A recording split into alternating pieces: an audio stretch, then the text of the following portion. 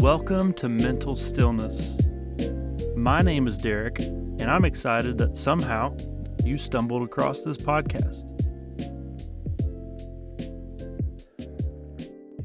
One of my goals when starting this podcast was to bring mental health conversations into leadership circles. In today's episode, we have Dr. Dan Pelton. Dan Pelton is a board-certified clinical psychologist. And back in 2010, Dr. Pelton received U.S. Army orders to report to active duty just a couple days after officially receiving his license. So literally being thrown into the trenches. He was deployed in 2011 during a volatile time in Afghanistan. And over the course of his time in Afghanistan, he served 18 different bases, covered 2 provinces, and treated thousands of soldiers during that time. Dan's advice has been featured in the Washington Post and the Wall Street Journal, and his new book that's coming out in May of 2025 is titled Rethinking Employee Resilience. So let's welcome Dr. Pelton to the Mental Stillness Podcast. It's great to be here. I know we have common interests in both mental health and leadership and in business. So really a pleasure to be here. You know, as I was thinking about this, I am a clinician by trade. I'm a clinical psychologist. And I was reflecting back in terms of how diverse people are. And as I was starting to think about my story, I'm thinking, man, we wear so many different hats, right? So patients do as well, and so do we. And I think it's helpful to tell my story, I think, through a couple different hats, which ultimately I found kind of converge in the end, and they're really one story. But professionally, I'll talk about professionally and personally. Professionally, I wear a couple different hats. The first one, again, is as a clinical psychologist. I've been licensed for over 15 years. I was an Army psychologist, which I think we'll chat about in a bit. And that really shaped how I understand resilience. And that's really the core factor that sort of unites all of these hats is my understanding of resilience. So I saw it, lived it firsthand, saw in soldiers what I thought was a personal trait. I went in and that orthodoxy was shattered quickly, recognizing that it is something that can be learned and grown and honed. And I found that certain cultures was interesting, created units where soldiers were more resilient or more healthy. And so I took that little kernel of information with me for my, deployment overseas, and that started to germinate and grow. After I got out of the Army, I joined management consulting. I've been doing that for about 12 years. I designed systems that prioritize well-being programs for people. And it's funny, as I say the word management consulting, I could picture my wife maybe rolling her eyes. She's like, what on earth is, I think someone asked me, like, is that a real job or are you just making that up? And I think I was making it up for a while until I finally realized, like, what is it that I actually do? And my clearer answer is that we help companies tackle really complex, challenging problems. For me, especially in the mental health space. So that could be something like helping an organization or an agency create best practices to treat PTSD, say. So we'll look at the research, come up with practice or guidelines. Could be something else like an organization or a culture needs support and practices or policies related to well-being or mental health. We could support things like that. So all of it's grounded in research, and again, sort of that line that continues to go through this work. This idea of the human capacity, the idea of resilience, the idea of how do we grow through challenging times. And that brings me to what I'm here today, the hat I'm wearing today, and that's as an author. I wrote a book called Rethinking Employee Resilience, available May 13th. And what I do is I look at how organizations can address burnout and resilience in practical ways. I was kind of frustrated, I think, in a lot of leadership books I read, sort of hollow platitudes. Here are 5 things that you can do to solve your own burnout. And I recognized that we were actually looking at the problem backwards in many ways. We were putting the burden of responsibility on the employee to solve what was an organizational problem. So I see burnout as a systems problem. I see resilience not much as a personal virtue, but as something that can be cultivated in the context of community, like with my first hat in the military. So those are sort of 3 threads that go through my professional life. But I have a personal life too, and so I'm married, been married to Courtney for 16 years. We met in grad school, both psychologists, have 2 girls. So a lot of processing at the dinner table, not a lot of answers, just a lot of feelings. And so we met in grad school, and for psychology at least, you have to do an internship and a residency. And so we thought it would be romantic to join the army together. Well, I guess it wasn't that romantic, but what we thought is like this is certainly a good career to go into, and so we were like, this is gonna be great. My wife got her letter, and she said she matched in Honolulu. And I was like, this is awesome. We're going to Honolulu. This is great. And then I got mine, and it said Tacoma. And I was like, is that in Hawaii somewhere? I was like, it's not in Hawaii. It's in Tacoma, Washington. So we were apart for a year doing internship in the army. So we were just seeing active duty soldiers. Then we had residency, and this was my second swing at the bat. It was like, great, we're going to be in Honolulu now. This time was again in Tacoma. So we spent that year together. And then we went to Louisiana. That was our next assignment. And I went to Afghanistan for a year. And so that was certainly a formative experience, which I'm sure we can chat about. Since then, we live in Colorado. We've been here for 6 years. Have 2 girls, Eliana and Eva, very rambunctious girls.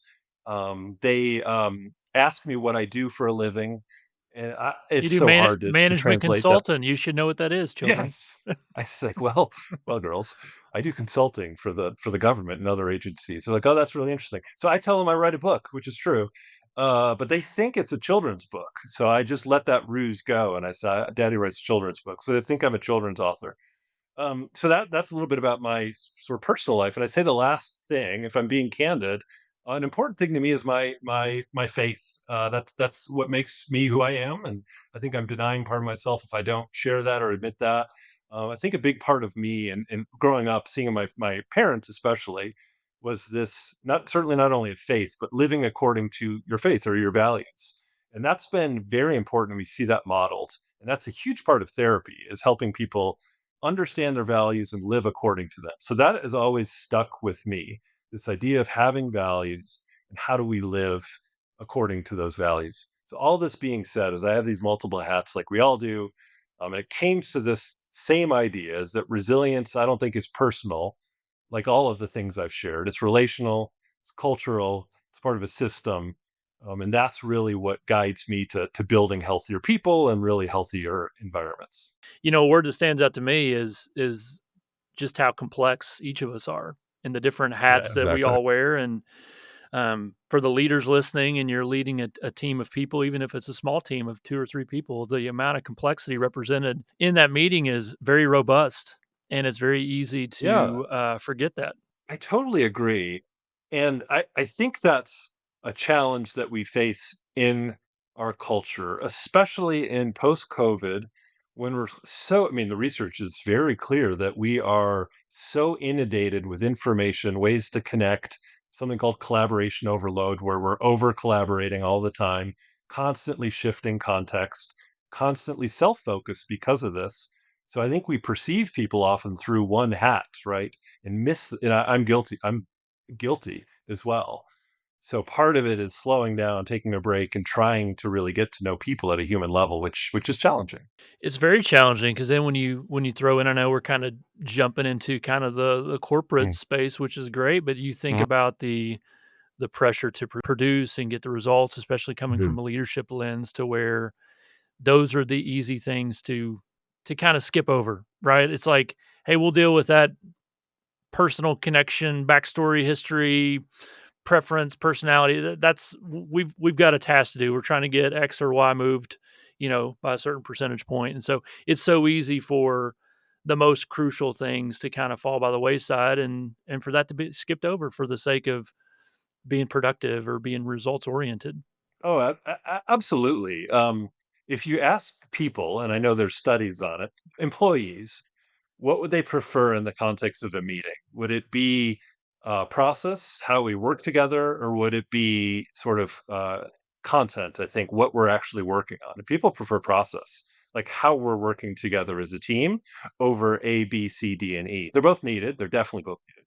But we over index on the content of all the stuff that we need to do, and meanwhile, we're not talking about how we're working together as a team.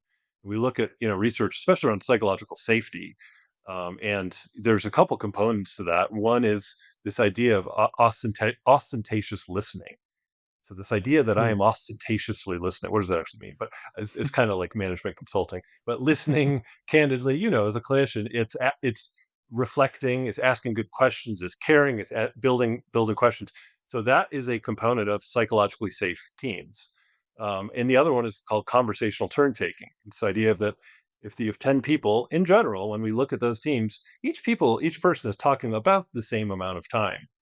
So when you have a top-down, content-driven conversation, neither of those things are happening, and I don't want to say it's impossible, but it's very challenging to build a psychologically safe environment when those components are missing. So a long way of saying, yes, I see that. Yeah, no, that's great because I mean, talk about when we see what we're seeing in levels of engagement, or I should say, levels of disengagement in organizations. I think the factors you just spoke into are a major part of that. When leaders are leading in a way where it is top down, it's information dumping.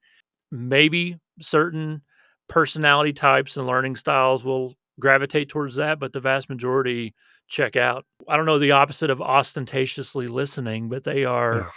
trying to find the exit Yes. door.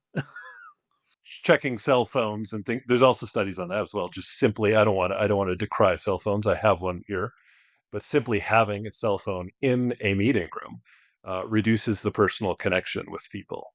And Mhm. so the challenge is we're so addicted to cell phones and we're so need them so much. So a simple thing for a leader, super simple, is put your cell phone in your pocket for 30 minutes. It's simple, but it's most people don't do it.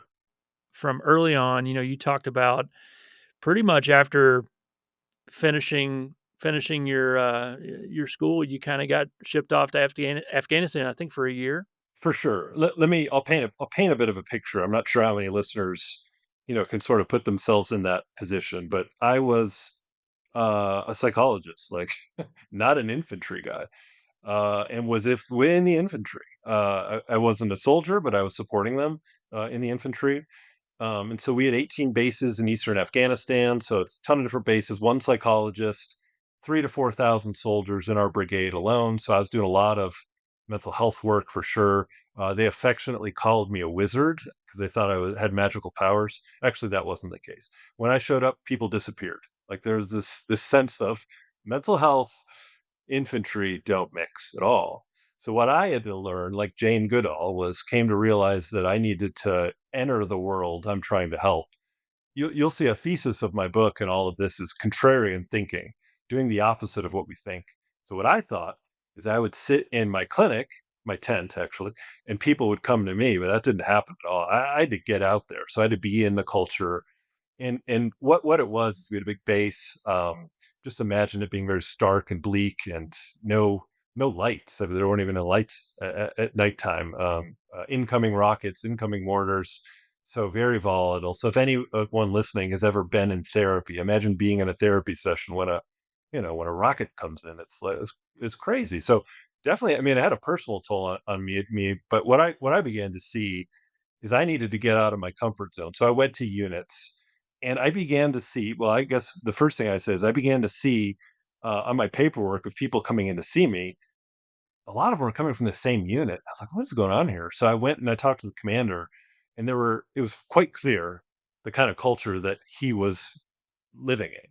So he was struggling. I'll think of, not one in particular, but sort of an aggregate, overwhelmed, very young. I mean, these are young commanders, probably 25 years old, captains. Um, and so a lot of times when they felt overwhelmed and anxious, they kind of led with a heavy fist, hoping to reassert control.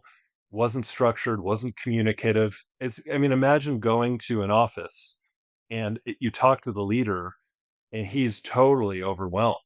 That trickles down and has an impact. And that was often the feedback I got in therapy is like, this environment is crazy. And people started to actually have more mental illness to some extent because of this. Now, compare this to another unit where a captain was really curious and thoughtful. They were very self aware. They were very vulnerable. They were transparent. Um, and it was such a different context. And I rarely saw people from that unit. So what I found is that this is in my experience, healthy systems made therapy less necessary. I'm not saying that healthy systems or healthy culture eliminates mental illness. It does not, but it was definitely a buffer effect. So I began to think, why was this? And I began to try and parse apart what it was. And Derek, you do leadership. You're probably familiar with transactional versus transformational leadership. Those are probably familiar to you. So I started to read up actually when I was in Afghanistan on my super slow internet. I was like, what does this mean? And I found an interesting study. So I was there in 2011, 2010, 2011. It was a study came out right then, and I still have it. And it talked about four different kinds of qualities of transformational leaders. And these fit these army leaders. So there are four things. One was they call it idealized influence. So these are role models. They are earn respect. They're ethical. They're committed. Inspirational motivation. So they're very clear, articulate, have a vision. And that sounds simple, but a lot of people didn't have a vision. It was just sort of fly by the seat of the pants. Intellectual stimulation and curiosity. So they're interested people. They would ask good questions. They would encourage innovation, support new ideas, empower people. And then the last one is individual consideration. So it wasn't one size fits all. The challenge is this is it's not easy. Like this is not it's not natural. This is very unnatural and intentional. And then I started to see impacts on mental health as well, which I can get to. But I'll stop there if if we want to chat more about that. Those are some of the qualities that I saw in effective leaders. Well, to me, it really speaks into the level of impact a leader Mhm. has on his or her people. One of the more sobering stats out there or realities out there is the fact that you know managers have the same level of mental health impact Yeah. on individuals as their spouse. Yeah. That's Oh yeah. Even remarkable. maybe even more. There's some provocative headlines I There, think I know that I've read. at Yeah. at minimum the same, possibly greater than that, and it's just a very interesting. That's an interesting reality when you also layer on top of that just how controversial or distancing organizations and leaders Mhm. have been from even touching anything mental health related. Like Mhm. Mhm. that's like a no fly zone that we don't go there. Mhm. That's an HR this. That's a Yeah. like, and so it's just it's a perfect storm of like these leaders who are having this level of impact at minimum, the same as a spouse or significant other, but yet it's also off limits, and I know a lot of that's changed post COVID. And honestly, the workforce has just very much changed in what they're looking to get out of employers on this side of COVID, which is interesting. But I don't know, just an interesting kind of dynamic there, and a perfect storm for bad leaders probably staying in leadership positions and continuing to create unhealth longer than would be ideal, would be my Yeah. anecdotal observation. And absolutely. And part of the reason, and this is sort of the core of my book, is it's reinforced in the system in many ways, because a lot of times performance management systems reward what we produce or what we do,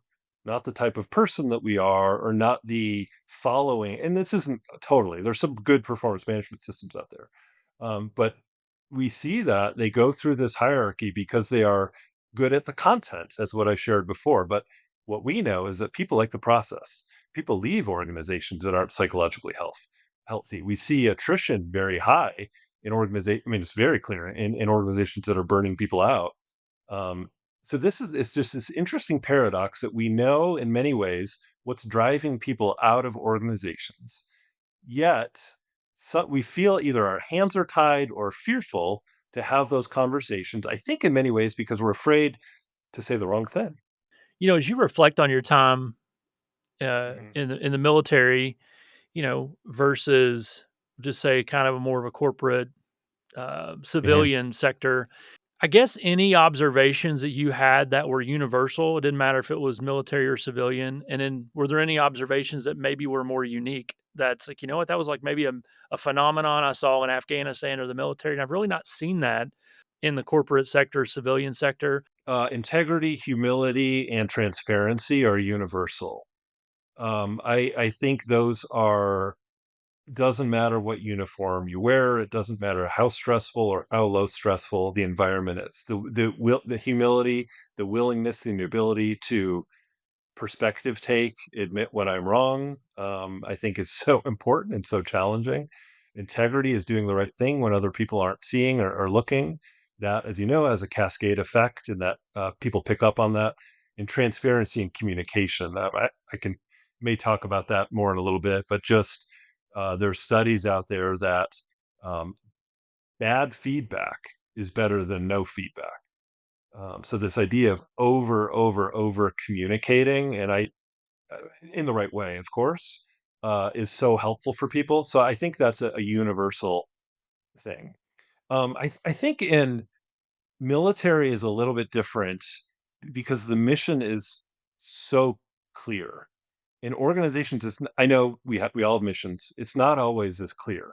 Sometimes you are way down creating PowerPoints, right? And it's not as clear. But in the military, we all have, for the most part, one clear objective. So I think being pretty decisive. I think decisiveness is important in all kinds of leadership, but there's not a lot of room for nuance. When you're strategizing for how to approach this this city or town you're going to go into. It has to be clear. Communication is clear, but I think the decisiveness and the vision in particularly are so critical when the stakes are high. Maybe that is universal when the stakes are high, but I see the military stakes are always high, and in organizations it's not always high. So I would say that is so critical, especially in the military. What observations or what advice would you give an organization who might be trying to implement some change in this to maybe go about this in a healthier way? This is a big part of my book, and it's I would say acknowledging this, that burnout is an organizational problem and it requires an organizational solution. I would start there. That's a big part of what I talk about. The problem is we have treated burnout as an individual problem. And it's not. I mean, literally, how it's defined is it's stress within the workforce. So it's created within the context of the workforce. Is there individual responsibility? Absolutely. But there's also organizational responsibility. And the question is, what does an organization do? Let me give you an example of a friend of mine who shared something to me, and I think this will sort of give a good illustration. Uh, they were uh, they were overwhelmed by what was going on at work, and they're talking about managers, well-intentioned manager said, "Well, why don't you take a week of PTO, take some time off? Like I know it's been high churn, and come back in a week, and we'll kind of see where you're at." So it's like very well-intentioned, good. The problem is, what he told me is like it's not going to fix the system. I'm going to come back, and I'm still going to be burned out. I don't need PTO. I don't need vacation. I need the culture to change. So I think the answer to your question is first thing, the organization needs to take responsibility to be able to, and what that looks like is going to be many different things. But I think that's step one. I say step 1A is this: we have these programs around mindfulness, around yoga, around things, and these are I call these self help. These are things that I do. So they are valuable. They're important. There's a place for them, but we've over-indexed on them. And I say that in terms of when I look at the data and I talk about my book, is that we see this interesting correlation. Corporate well-being went up in terms of spending between 2018 and 2023 or 24. Not a big surprise. COVID, lots of spending on wellness-related things. We also see mental illness going up as well, two, threefold. So we see this bizarre paradox that there's a direct correlation between spending and bad mental health outcomes. That means there's some problem that we're not addressing here. And that means, in many ways, that these solutions, and again, I don't have the number in front, it's like $500 billion spent in self help. We are treating an organizational problem with individual solutions. People are smart, they pick up on that, and they say, enough, and they leave. They leave organizations. So organizations need to start calibrating their culture differently. So we need to start poking at these sacred cows a little bit. And I don't, I really, I'm trying not to come off as cynical, and I don't believe I am cynical. I think we just need to reevaluate programs. Look at when we look at wellness programs, we don't get very good outcome data with wellness programs in general. What we get is satisfaction, like, oh, I'm happy with it, or that corporate training we had on stress management. Yeah, the lunch was great. Like we get these like feedback, but like, is it actually changing people's lives? And I'm not trying to blame organizations because this is super hard to do. It's not easy to connect program to impact. The challenge is though we just sort of we what I see. I'm not saying we, but blindly sort of throw more programs without really understanding, is it actually addressing what it should be addressing? I'll give you one more quick example. Another friend shared, they shared that they were struggling with depression, and they said, I'm looking at my company.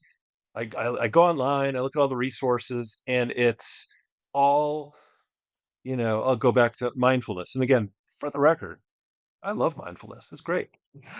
However, it does not treat major depressive disorder. Like a video on it will not do that.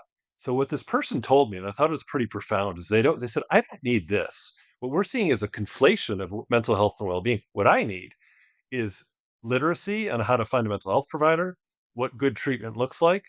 Should I ever fire my mental health provider? What kind of questions should I ask? We don't do this when you visit the cardiologist necessarily. We don't really need to do this. But since this is a relational, fields that we're in, these are crucial pieces of mental health literacy, mental health advocacy. I rarely see this anywhere. And this would be pretty simple to do. The biggest indicator, and I'll speak into the mental health Yeah. provider piece as well. It's like Mhm. the biggest indicator of progress in a mental health relationship with a client and a therapist. It's the therapeutic alliance. It's not modality. It's not years of experience. Yes, those factor into it, but it's the, what is that alliance like with your therapist? And so if that's not there, find it. Just like you would go get a second opinion on this or that. If I didn't like the person doing my drywall, I'd fire him and go get somebody else. Like, Yeah. have that kind of advocacy for yourself and your own mental well-being. And it's not fit doesn't stop when you enter the therapeutic room. It's like it's still important. Fit is necessary, Yeah.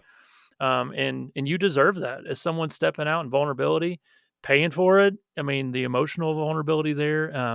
So I can get on a soapbox with that Yeah. one, but definitely advocate for your own mental well being and who Well, I you're going to for treatment. uh-huh. I'll turn the tables on you and I'll interview for you for a second, there. Um, what do you think, if that's so critical in therapy, right? Therapeutic outcomes is the relationship. Is there a translation there with management and with in the workforce and in the culture? This idea of either fit or this idea of connection. Like, do you see there being some sort of relationship there? I do. I think it's really. Mhm. I think it's really hard to be led by somebody who, if that relationship to some extent, you're not going to be best friends with everybody. It's probably not appropriate for you to be that with your boss in a lot of settings, but it's vital. I mean, to know that you're being led by someone that's human, that has Mhm. concerns, that has challenges, that has enough humility to say, "Hey, man, Mhm. that was a bad decision. We Yeah. should have done what you recommended, and I went the other direction." And like to me, Yeah. that's relationship. If I Mhm. and back to psychological safety, how can you have that if you don't Uh-huh. have a relationship with somebody? In some ways, when I think of military, because the decisiveness, the bombs going off in the background, it is life or death decision making. I think some of that's out the door, and maybe it's just more of like a, hey, I'm commanding you to do this, go do it. March, do that's what go. I think in the corporate space, they I've seen that tried where it's like, hey, I said it, do it. I feel like the dynamic works much better when people aren't commanded, but they're compelled. That's a long-winded way of answering that, but yes, I think the relationship's a major part. Maybe I'm thinking out loud here. You asked about military and you asked about, the difference in the corporate world. And maybe it's that inspirational motivation. That's a piece of transformational leadership. But maybe that looks different maybe it's the same thing, but looks different in the military and the corporate world. The corporate world, it may be more empowering to some extent. We're inspiring through this vision, and we want you to take the ball and run with it. Sometimes in the military, it's not, hey, there's a rocket coming in. What do you guys think? It's we got to move. But there's still that inspiration. I trust that guy or that girl or whomever, and I'm going to follow them. So maybe inspiration is that similarity, though it looks different in the different contexts. And it is interesting too, and you can speak into this from what you observed in the military. Like, I think one of the galvanizing parts of as I've talked to people in different military branches and different things, it is that Mhm. part of that the galvanizing experience is a shared suffering. It's boot camp, it's buds, it's being in Afghanistan, a foreign country, it's being, I think there is like a shared mission, but there's also like, man, this I don't have to know someone's name or know their story to know what they just went the hell they just went through to get here. It's like there's that shared experience that's universal. In the corporate space, that may not be there. You don't have that, like people come in and out of organizations in different ways. And so it's not as uniform. So I don't know where Mhm. that plays into it, but that's always something that's kind of interesting when you contrast the two as well. Yeah, I think so again, we look at research in organizations, we know that playing to strengths is such a key piece. So if I can know someone on my team, know what energizes and know what strengthens them, and put them in positions to be successful, they're gonna do better outcomes, you name it. So the military, we each have our titles. So we're kind of already in that sense of I'm already kind of playing to my strength. And so I find it's harder in the corporate world. If someone needs again to create and I've actually had this before, where someone said, "I love, uh, you know, creating Excel documents," or it's like "You do? Oh, okay, that's your strength. Let's play you to that." But we need to connect that to the broader mission. It's not simply creating Excel. How is that going to help so and so company, help us, whomever, achieve their goal? So I find it's harder to connect a mission for the most part in the civilian world. You mentioned earlier, and I think this will be helpful. There's a lot of organizational leaders who listen in healthcare, nonprofit, for profit, food, quick service industry that listen to this. And so you mentioned earlier, hey, I have some maybe examples of some organizations doing this well. When it comes to, I think specifically in the context, your comment earlier was around burnout, like addressing burnout. And so, what share that with us, just so we don't miss out on that, just that insight. I'll start off with a quick preamble, and this was a big part of my research in my book. And there's this thing called the job demands resource model of burnout. So we have job demands, things that tax us, and then we have resources, things that help us. Job demand may be workload, a resource may be getting recognition. And so what I did is I looked at all these jobs, demand, and resources, and it functions kind of like this little teeter totter, right? So the more demands we have, the more burnout. It's very clear. More demands, less resources. So the question is, how do we create how do we create more balance? And a well-being program won't do it necessarily. What we need to do is move cultural levers. So I talk about a couple cultural levers. I talk about technology as a way to change culture. I talk about job crafting. So if you're able to craft your own job, I talk about communications. I talk about performance management. I actually talk about four levers. So I'll talk about three companies that use wheeled levers to change their culture. There's one called Genpact, and they tie leadership pay to employee sentiment. So since 2020, Genpact is like a software technology company, and they link 10% of executive bonuses, including their CEOs, to employee mood scores. All right, so I am employee X on my computer, and I get this prompt, and it said, how are you feeling today? What's your mood score, 1 to 5? And this isn't a smart algorithm, so it'll check with me more, and over time, it'll go all over the world, and it will create this mood score algorithm, and that's going to impact bonus pay for, I believe it's 150 executives. You want to change culture quickly? Do that. So, employee feedback, employee sentiment actually has an impact on the pocketbook of those in leadership decision. they're going to want to create an awesome culture because they want this to continue to happen. So that's a way that technology can wield strong power in terms of culture. You need to have humble leaders, though, willing and to be able to say that, because it's a lot easier to be like, I don't care what people say, I just want my bonus. But that's one. The second one is called Full Contact. Really interesting. That's the name of a company. I interviewed their CEO, and they have something called paid vacations. So what they do is it's another technology company. They give you $7,500, all employees. You can use it once a year, and the idea is you take PTO, you take time off. You don't do any emails, you don't do any calls. Uh, Theoretically, you have to pay back the money.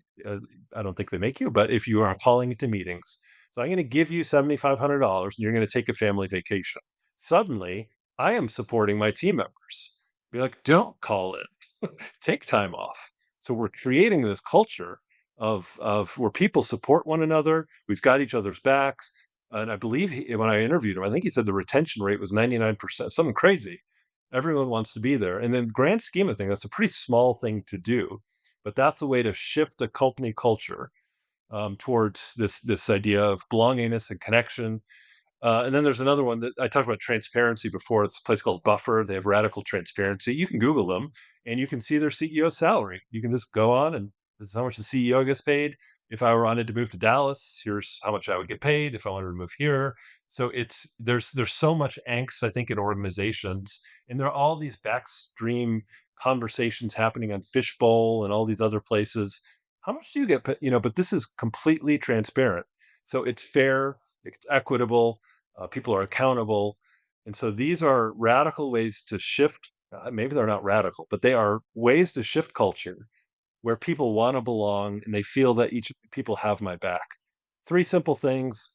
I think I talk about like 20 companies, but those are three of the more interesting ones that I learned about.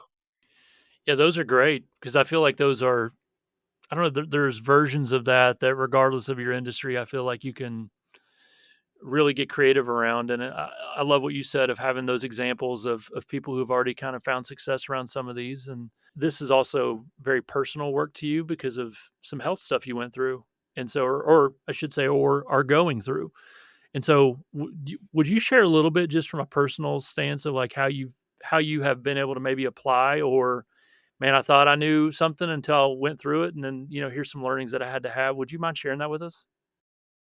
Yeah, I'll share. Yeah, I've had this health issue for about 15 months. I'll get to what that health issue was, and there's actually a good ending to that story. But I was actually, Derek, the other day walking with my wife, also a psychologist, so I value her opinion.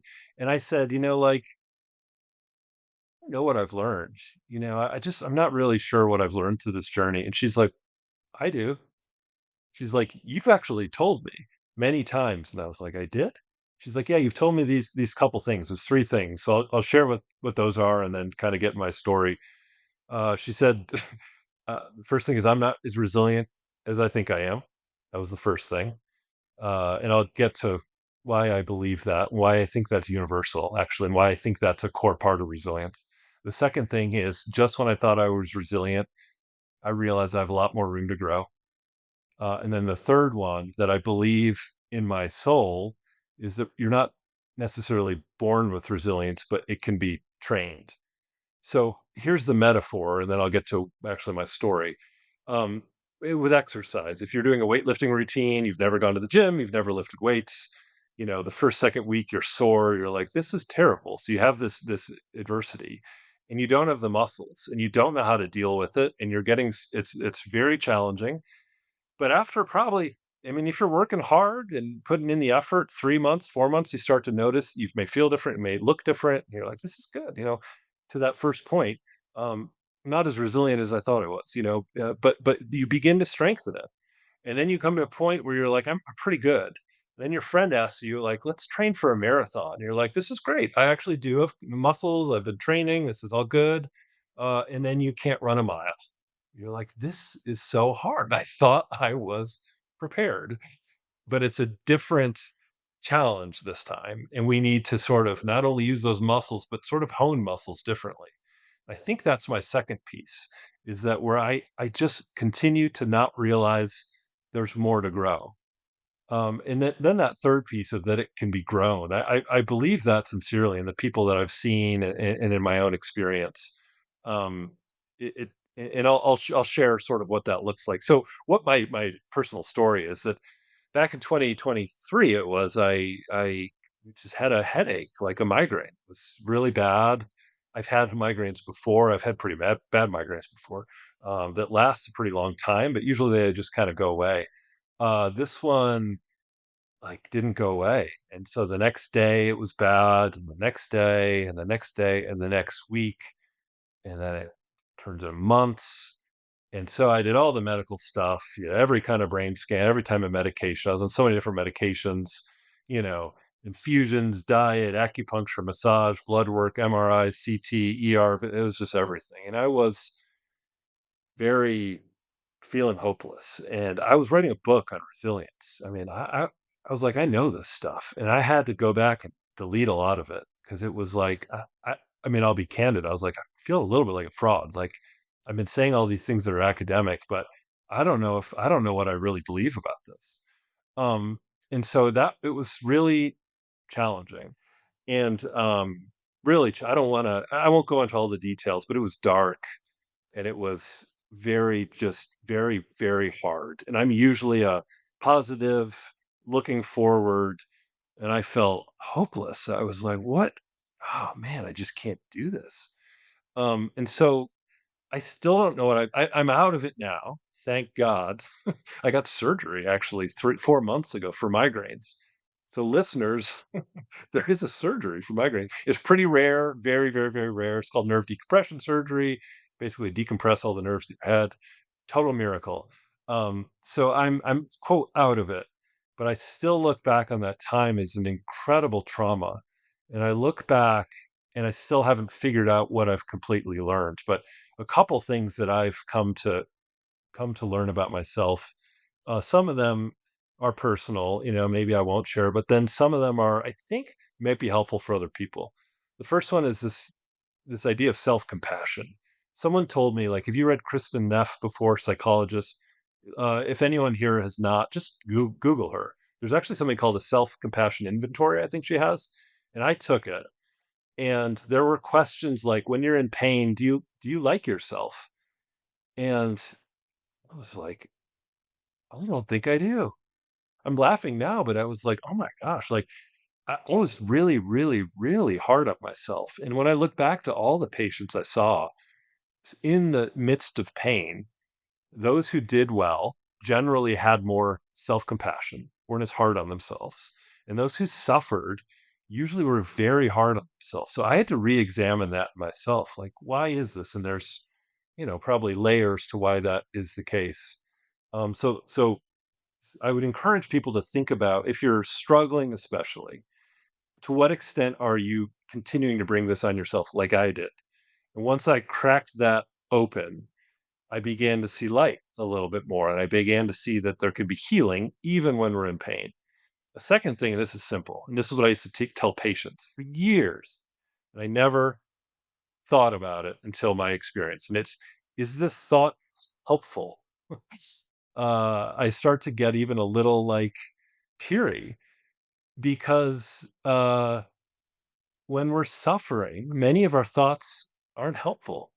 They're hurtful. They don't work for us, and I think we need to use that rubric to say, is this helpful? And a lot, and I think then we can recalibrate and start to integrate more helpful thoughts into how we approach suffering and tragedy. And I think the sort of third-ish thing that I found personally, this idea of vulnerability.